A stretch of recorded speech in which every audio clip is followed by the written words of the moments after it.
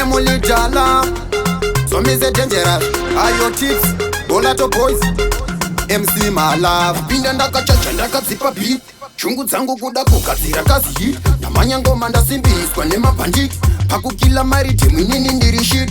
Ndakapasa danzo ndakapinda zviri neat, chipo changu ndechekugarira kama beat. Ndachimanya kunge honda pati ndiri fit, ndazviitira kuti mundiziye kanditi.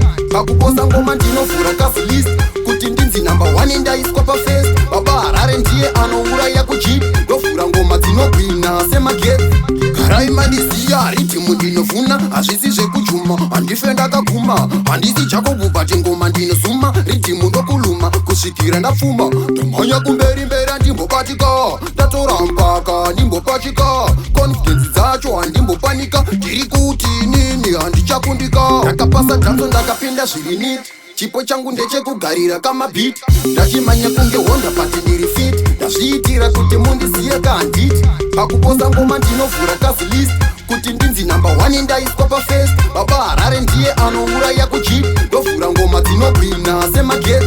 Ndapinda nezisound pamabhanan'ana, zibhadi chuni zingoma rakanyanyanyanya. Sound yeMheni yaimbode zvematakanana, kuvhura hombe ngoma ndimbonetakana.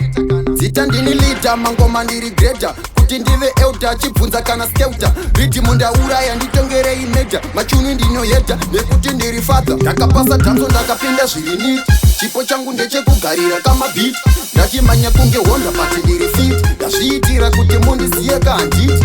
Pakuposa ngoma ndinovhura kazi list, kuti ndinzi #1 ndaiswa pafest. Baba Harare ndiye anouraya kuchip, ndovhura ngoma dzinogwina semageti.